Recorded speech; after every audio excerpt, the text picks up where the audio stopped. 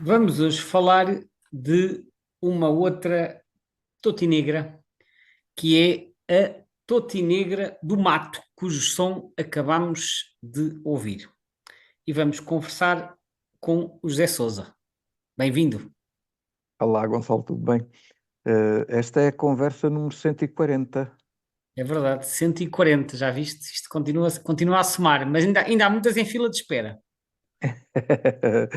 E estarias, segundo aqui a minha cábula, algures perto de Guimarães. É verdade, onde eu já tinha estado uns dias no verão de 1988, onde tinha visto espécies novas como o pardal monteso, o tetelhão, o pica-pau malhado, ou a totinegra de Barrete. E desta vez que voltei lá, porque há um tio meu, não é o da Rábida, é outro tio, que tem lá uma quinta, e eu fui lá passar 2 ou 3 dias e aproveitei para dar umas voltas. E foi nessa situação que eu, lá no meio de umas giestas, encontrei a totinegra do mato, que foi uma espécie nova para mim.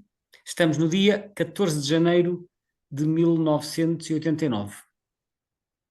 A totinegra do mato, é daqueles bichos que a gente consegue encontrar praticamente de norte a sul do país, não é verdade? De certa maneira, sim. Ou seja, elas ocorrem em todo o país, mas não é no país inteiro. Ou seja, elas ocorrem em todas as regiões, mas há algumas zonas de descontinuidade onde a espécie praticamente não aparece. E isto acontece sobretudo no litoral centro e em certos setores do Alentejo.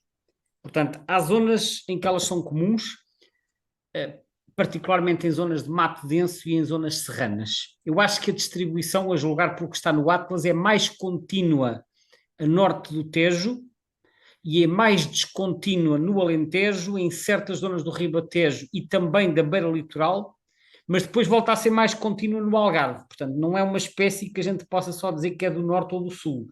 Uh, tem descontinuidades, e em Espanha acontece a mesma coisa. Portanto, mas tirando essas descontinuidades, sim, há uma espécie que podemos encontrar um pouco por todo o país. Em qualquer tipo de habitat? Normalmente é sobretudo em zonas com mato denso, que é o tipo de habitat que elas gostam. Os matos que podem ser, varia com as regiões, mas podem ser, por exemplo, urzes ou carquejas nas serras do norte, ou podem ser tojos ou sargaços ou estevas no sul, mas também podem ocorrer em bosque, desde que não, bosques, estamos a falar de pinheiros ou de sobreiros, desde que não sejam muito densos e que tenham um subbosque bem desenvolvido. Subbosque é aquilo que às vezes também chamamos de extrato arbustivo, ou seja, não basta ter árvores, é preciso ter matagal onde elas se escondam, porque elas gostam muito de se enfiar no meio do mato. Pois, Às isso é vezes uma também das aparecem, chatices, não é? Observar esta espécie que é gosta de difícil, andar sim. sempre enfiada nas ervas, não é? Às vezes pousam à vista, é preciso um bocadinho de paciência. Também aparecem às vezes em zonas dunares e no inverno aparecem também em áreas de sapal perto dos estuários. Até porque, ao contrário do que às vezes se imagina e que os livros dizem, esta espécie não é inteiramente residente. Elas fazem movimentos e há certas zonas, nomeadamente junto à costa e não só, em que elas só aparecem no inverno. Portanto, há movimentos. Podem não ser movimentos muito amplos, mas há movimentos. Eu recordo-me, por exemplo, quando eu comecei a fazer observações no estuário do Tejo e comecei a registrar as observações, que as totineiras do mato só apareciam lá durante o inverno, e no estuário do Sado era quase igual, havia muito poucas na época dos ninhos. Mesma coisa no Sapal de Castros Marinho. Portanto, estas zonas úmidas costeiras, elas aparecem no inverno. Na Ria de Alvor era igual. Portanto, agora, se são aves locais, nós outro dia estávamos a falar disto a propósito da Ferreirinha, se são aves locais vindas da Península Ibérica ou se são aves vindas de fora, nós não sabemos. Podem chegar cá aves vindas de fora porque sabe-se que há um registro de uma ave anilhada no sul de França e que foi recapturada na região de Setúbal. Mas ao contrário do que acontece com a Ferreirinha, em que há mais de uma centena de recapturas estrangeiras, neste caso a bibliografia só faz referência a esta situação da ave vinda de França. Portanto, eu estou convencido, embora não tenha provas, que estas totinegras do mato que aparecem no inverno nas nossas zonas úmidas costeiras são aves de origem ibérica, é o mais provável. Eu vi uma referência ao facto que, em princípio, as aves que apareceriam, portanto, na zona norte e as que apareceriam na zona sul seriam de subespécies diferentes. É verdade. Esta espécie tem 3 subespécies e as 3 ocorrem na península, embora uma delas aparentemente só ocorra em Espanha e não em Portugal. Então, nós temos a subespécie Corrucondata dartfordiensis. Dartfordiensis vem de Dartford, que é uma localidade em Kent, no sul de Inglaterra. A Corrucondata dartfordiensis, que ocorre então no sul de Inglaterra, no oeste de França, e no extremo norte da Península Ibérica. Isto, quando se diz o extremo norte, eu não sei exatamente qual é que é o limite de ocorrência. Depois há a Corrucondata undata, que ocorre no sul de França, no resto da Península Ibérica e nas Ilhas Baleares e depois ainda noutras ilhas do Mediterrâneo, como Córcega e Sardenha, e ainda na Itália. E depois há a Corrucondata toni, a toni que ocorre no Norte de África, Marrocos e Tunísia, e provavelmente, segundo o Birds of the World, no sul da Península Ibérica. Agora, no nosso livro Aves de Portugal, a Ornitologia do Território Continental, nós referimos que no norte de Portugal temos a Dartfordiensis e no sul a toni, esta que é do Norte de África, e que as da subespécie nominal apareceriam no inverno. Portanto, consoante as fontes, há referência aqui às 3 subespécies em Portugal, só que elas são todas bastante parecidas e os limites das áreas de ocorrência não são muito claros. Portanto, eu não tenho exatamente a certeza a que populações pertencem aquelas que nós observamos no norte e no sul. Não sei se isso, desde que elas foram descritas, não sei se isto depois foi estudado em mais detalhe. Portanto, há de facto 3 subespécies, mas eu nem as sei distinguir. Portanto, eu penso que as diferenças são muito subtis. Eu estava aqui também a olhar para os mapas de distribuição presentes no Atlas e achei curioso, de facto, que em termos de nidificação, basicamente existem registros de norte a sul do país, e quando fazemos uma comparação dos 2 Atlas, vejo muita bolinha vermelha, que é como quem diz, aparece no segundo Atlas, mas não aparece no terceiro. Há de facto uma regressão na distribuição desta espécie? É o que parece. Ou seja, quando nós olhamos para o mapa de distribuição, o que está online no site Lista Vermelha das Aves, nós vemos muitas zonas de descontinuidade, como eu já referi há pouco, principalmente na beira litoral, na Extremadura, no Ribatejo e em grande parte do Alentejo. E comparando o segundo, e aliás, do segundo Atlas já se tinha notado uma diminuição em relação ao primeiro, e agora no terceiro nota-se o desaparecimento de muitas quadrículas da região centro e mais quadrículas no Alentejo. Portanto, onde ainda se mantém alguma continuidade é na região norte estão praticamente de todo lado. No interior centro estamos a falar ali de Beira Alta e Beira Baixa, embora tenha havido alguns desaparecimentos, de uma forma geral ainda há continuidade. Agora, nas outras regiões que eu referi, onde já havia descontinuidades, elas são agora muito maiores, portanto, claramente há aqui uma diminuição. No Algarve continuam a estar presentes de forma mais ou menos contínua, portanto, elas parecem ter diminuído mais nas regiões onde ocorriam em menores densidades. Agora, isto leva-me a salientar aqui um outro aspecto bastante relevante. Eu não sei se tu reparaste no que é que diz a lista vermelha a lista vermelha. Reparei e já tinha aqui a pergunta entalada para sair. Então faz lá a pergunta, que é para eu depois responder. É que esta mete-me mesmo muita confusão, que é, nós olhamos para distribuir-se para o estatuto a nível global, quase ameaçado. Olhamos para o estatuto a nível da Europa, que obviamente há de ser igual ao global, porque a distribuição é essencialmente europeia, quase ameaçado. Olhamos para a Espanha em perigo. E olhamos para Portugal e não list de concern, portanto não me preocupa. Exatamente. Eu também reparei nisto e era um assunto que eu achei que fazia todo o sentido incluir nesta conversa. Portanto, eu quando vi isto, fui logo ver o que é que se passava em Espanha, porque de repente, então temos aqui uma pequena totinegra que ainda por cima é comum. Aliás, todas as outras totinegras em Espanha estão um pouco preocupantes e esta aparece como em perigo. O que é que se passa? Eu fui abrir o Atlas não, peço desculpa, o Livro Vermelho Espanhol, que foi publicado em 2021, para perceber. Eles já tinham feito um livro vermelho em 2004 e outro em 92, mas na altura a espécie não tinha sido avaliada, porque nos livros vermelhos anteriores eles não avaliaram as espécies mais comuns. E neste caso eles avaliaram e isto entrou logo diretamente para a situação de em perigo. E porquê é que isto acontece? Porque os dados quantitativos que têm sido obtidos em Espanha através dos programas de seguimento chegaram à conclusão que a população desta espécie está a diminuir de forma, eles não usam esta palavra, mas usarei eu, alarmante. Alarmante. Posso dizer, por exemplo, com o programa SACRE, que é o programa, é o equivalente ao nosso CAC, que é o Programa de Seguimento de Aves Comuns Nidificantes, desde 1998 até 2018, portanto ao longo de um período de 20 anos, que é o gráfico que está online, a quebra populacional de totinegra do mato em Espanha foi de 60%, que é imenso. E 60%, e não foi só numa região, foi nas regiões todas, foi na região euro-siberiana, na região mediterrânea norte, na região mediterrânea sul e na região alpina. Sendo que na região mediterrânea norte, que é a parte da meseta norte que fica para cima de Madrid, a quebra foi de 71%. E na zona alpina, que é de montanha, foi de 67%. Portanto, uma quebra acentuadíssima, acentuadíssima.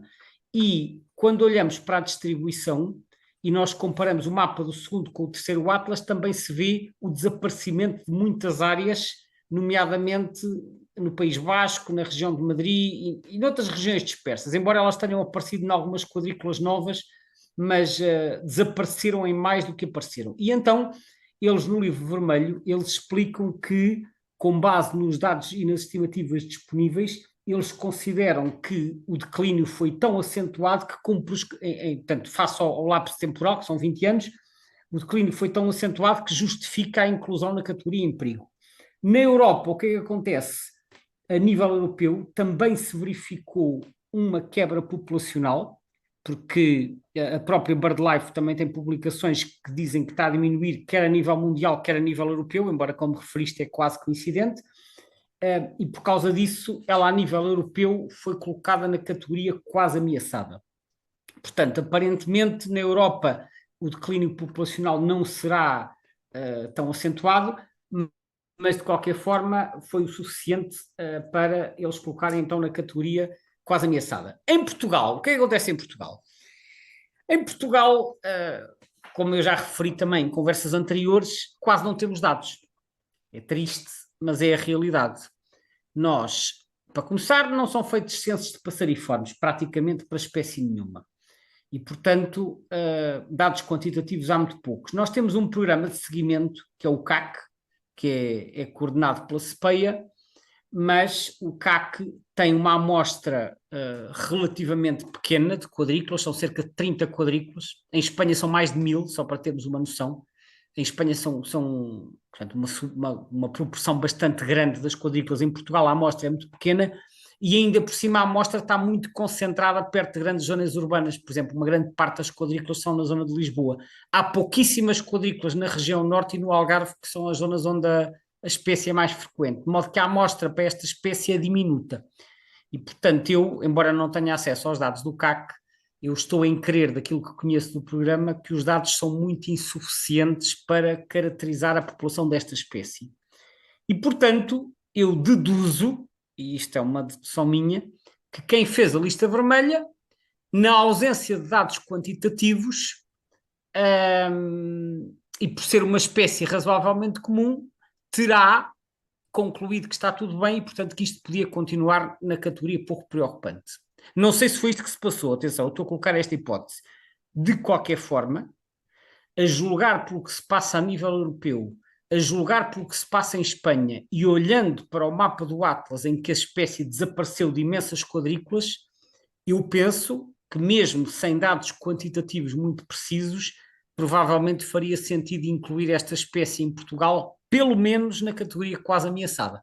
Porque o declínio em termos geográficos é muito, muito evidente no caso desta espécie, quando olhamos para o mapa do Atlas. Quer dizer, ela não desapareceu de 2 ou 3 sítios, desapareceu de dezenas de quadrículas, provavelmente desapareceu de mais de 100. Mas eu ainda levantava a possibilidade, mas realmente se calhar não é esse caso então, não é? Eu ainda levantava a possibilidade, sendo esta espécie uma espécie que em princípio não é propriamente migradora, de acontecer, vá lá, que aqui até estava a dar bem e que pudesse ser de facto esse o caso, mas pelos vistos. Atenção, eu não sei, e como disse, eu acho que faltam muitos dados quantitativos, porque não há censos de passariformes regulares e o CAC, embora se chame censo, é um programa que funciona por amostragem com pontos de escuta e esses pontos não amostram o território todo por igual, portanto amostram mais o litoral e mais o centro-sul do que propriamente o norte, e, portanto, é um programa que amostra bem algumas espécies, mas para outras espécies não resulta tão bem por falta de informação.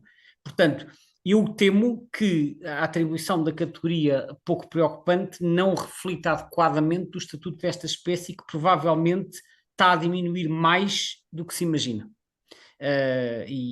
Enfim, em relação a estes programas de Mas amostragem. existem dados históricos que depois nos permitam fazer esse tipo de comparação? Não, Ou isto não porque sendo estudado, qualquer dia, se quisermos saber, vamos contá-los e não temos com que Não, comparar? a questão é que estes programas, vamos ver, estes programas de amostragem são programas que precisam de períodos de tempo muito longos para se conseguir extrair tendências. Muito longos, se calhar é de 15, 20, 30 anos ou mais. É certo que o CAC começou há 20 anos, o CAC começou em 2004, depois o número de quadrículas aumentou até às 80 por volta de 2012, acho que foi o máximo, chegou às 80 quadrículas, que já era uma amostra razoável, e depois, a partir de 2013, começou a cair e diminuiu para aí até às 18 quadrículas. Portanto, por razões que eu desconheço, os colaboradores começaram a deixar de fazer as suas quadrículas e a amostra diminuiu para cerca de um quarto daquilo que já tinha sido. É certo que agora recuperou um bocadinho, está nas 30 quadrículas, mas eu acho que a amostra é muito insuficiente para caracterizar as tendências de passariformes. É claro que é melhor um programa com uma pequena amostra do que não haver programa nenhum, vamos deixar isto claro. Só que eu acho que para termos mais informação sobre as nossas aves, teríamos que ter um programa muito mais robusto. Isto é o que eu acho. E penso, inclusivamente, e deixo aqui também, enfim, esta é só a minha opinião, mas para quem quiser de alguma forma pensar sobre isto, eu acho que, considerando que as aves são um indicador importante a nível da conservação da natureza e considerando que não tem sido possível obter um programa robusto apenas com base em colaboradores voluntários, que é o que tem acontecido desde que este programa nasceu, eu penso que para conseguirmos ter um dado robusto era necessário que houvesse financiamento de modo a conseguir pagar para ter uma equipa regular de colaboradores que obtivesse os dados. Eu sei que noutros países isto funciona completamente na base do voluntariado, mas nós se calhar cá não temos condições para isso acontecer e, portanto, seria necessário, sei lá, pagar colaboradores, pagar um determinado quantitativo que assegurassem, por exemplo, 5 quadrículas por ano. E se tivesse 10 colaboradores Sim, que fizessem tu não 5 te esqueças de quadrículas uma por coisa, ano. que o conceito de voluntariado aqui em Portugal é trabalho à borla, enquanto que em muitos outros países o conceito de voluntariado não é um trabalho à borla, é um trabalho remunerado, ainda que remunerado de uma maneira ligeiramente diferente, não é? Portanto, Obviamente que há várias formas de remuneração. O que eu digo é que às vezes o trabalho voluntário também é um bocado encarado como a pessoa tem a opção de o fazer ou não. E eu acho que um programa destes não pode ficar dependente dos humores, passa a expressão, dos colaboradores. Portanto, é preciso arranjar a forma de garantir que há um número fixo ou mínimo de colaboradores para garantir a continuidade do programa, porque caso contrário nós não conseguimos obter informação relevante. sim, mas Se, se calhar ou se seja, fizesse um apelo a voluntários em que aquilo que se oferece é o suficiente para pelo menos a pessoa não ficar a dizer, bom, tive que andar a ser eu a pagar o combustível para ir até ali ou coisa assim que valha. mas isto é o que aconteceu sempre desde o início. Atenção, eu Pois, participei no CAC nos primeiros anos, eu estive envolvido sim, mas isso é assim em Portugal. eu estive Mas envolvido isto na é... gênese do CAC. Ao princípio foi possível atrair alguns colaboradores, mas, como disse, por razões que eu não conheço já a fundo, porque eu agora não tenho acompanhado muito o programa, eu acho que não tem sido possível manter, e eu acho, como eu acho que estes género de programas são importantes, acho que se deveria repensar o modelo de modo a não ficar totalmente dependente dos voluntários. Ou seja, eu acho que os voluntários, obviamente, dão um contributo importantíssimo, mas se nós queremos que os resultados sejam minimamente robustos, nós temos que criar incentivos para as pessoas ou criar um corpo semiprofissional que assegure a cobertura mínima, porque é isso que não tem acontecido. certo? E quando não temos a cobertura mínima, o que é que acontece? Depois não temos dados que nos permitam avaliar com um mínimo de rigor a tendência populacional das espécies e corremos o risco de estar a olhar para uma espécie como esta toutina do mato e dizer está tudo bem, é pouco preocupante, quando há aqui sinais bastante evidentes de que a situação não é de maneira nenhuma para ficarmos tranquilos. A espécie parece estar a diminuir rapidamente, como acontece em Espanha. Em relação à taxonomia, esta espécie, pelos vistos, é uma daquelas que não foi descrita pelo Linneu. Não, ela foi descrita por um senhor chamado Baudelaire, e ela não foi descrita pelo Linneu por uma razão muito simples, é que esta espécie não ocorre na Suécia, né? Portanto, o Linneu, embora tenha incluído algumas espécies que não são que são da Suécia, uh, na maioria dos casos ele descreveu espécies suecas que era onde ele vivia. Esta foi descrita pelo Peter Bodaert, que era um naturalista e médico holandês. E então ele descreveu esta espécie na Provença, portanto, sul de França, que é uma das áreas normais de ocorrência, e descreveu-a com o nome, rufar de tambores, Motacilla ondata. Já sabemos que os primeiros insetívoros ia tudo parar ao género Motacilla. Portanto, foi com este nome que ela foi descrita. Depois, mais tarde, isto foi passado para o género Curruca, que é um género que é proposta pelo Beckstein, que é um outro naturalista. Depois, ainda, como nós sabemos, passou pelo género Sílvia, e se calhar mais, nem sei se pelo meio teve outros nomes ainda, é possível, porque a taxonomia, ao contrário do que às vezes as pessoas pensam, a taxonomia nunca foi estável. Isto, desde que o Linneu inventou isto já houve para aqui convulsões atrás de convulsões. Portanto, passou pelo género Motacilla, passou pelo género Sílvia e atualmente está no género Curruca com a maioria das totinegras. E essa alteração para Curruca até é relativamente recente. É, mas como eu disse, o género Curruca foi criado em 1802 pelo Beckstein, portanto, ele terá colocado algumas aves no género Curruca, depois elas terão passado para o género Silva, depois ao longo dos séculos houve muitos rearranjos aqui de espécies e de géneros. Isto não foi de maneira nenhuma estável. Nós é que às vezes tomamos como referência os nomes da nossa juventude, que foi aqueles que nós aprendemos, mas se tu fores ver livros de 1950 ou de 1900, os nomes são completamente diferentes. Eu às vezes em livros antigos encontro nomes científicos que eu nunca tinha ouvido falar. Portanto, isto já houve aqui muitas alterações. Quanto ao nome específico undata, o nome undata vem do latim undatus, que significa ondulado. Ora, ondulado ou com marcas onduladas, vem de unda, que significa onda. Portanto, eventualmente poderá ser uma referência à plumagem. Elas não, sabes que elas na garganta têm assim uns pontinhos brancos, não é? Não sei se já reparaste quando se vê Sim, assim. sim, sim, sim. Eu não sei, isto agora é uma suposição minha, que talvez estas marcazinhas brancas tivessem feito lembrar umas ondas, um padrão ondulado, não sei. Dados quer dizer ondulado.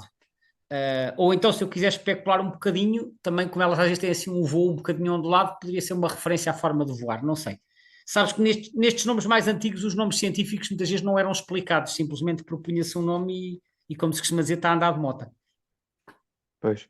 E entretanto, daí resultam 3 subespécies, não é?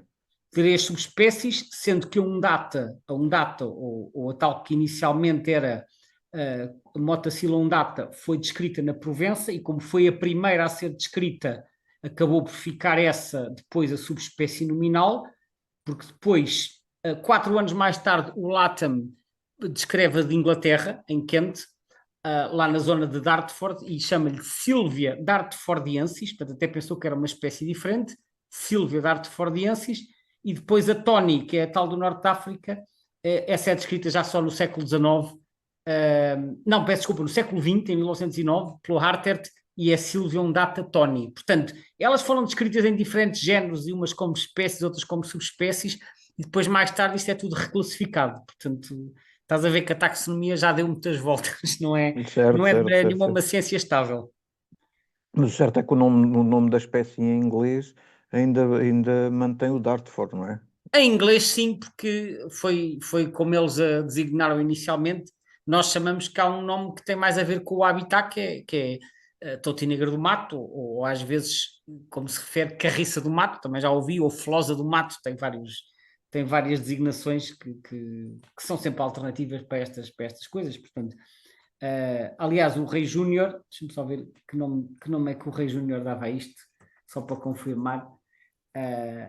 Ele tinha também assim é engraçado porque o Rei Júnior aparece aqui com outra subespécie que nem sequer está atualmente no elenco, que é Silvia undata armórica. Armórica, vem de Armórica, que é uma região no noroeste de França. Porque às vezes eram propostas depois novas designações que acabaram por não vingar porque se chegou à conclusão que eram repetidas. Então ele dizia que aparecia cá era a Silvia undata armórica e chamava a isto nada menos do que Cedre, C-H-E com acento circunflexo, DRE. Então, Cede, passarinha preta, outro nome engraçado, flecha, rosinha ou flosa do mato. E por aqui me fico, que já estamos muito para lá do nosso tempo. Gonçalo, obrigadíssimo. Mais Obrigado, uma Zé, vez, obrigado e a todos os que nos ouviram também e voltaremos em breve com mais até uma à espécie. próxima. Sim, Até sem à próxima. dúvida.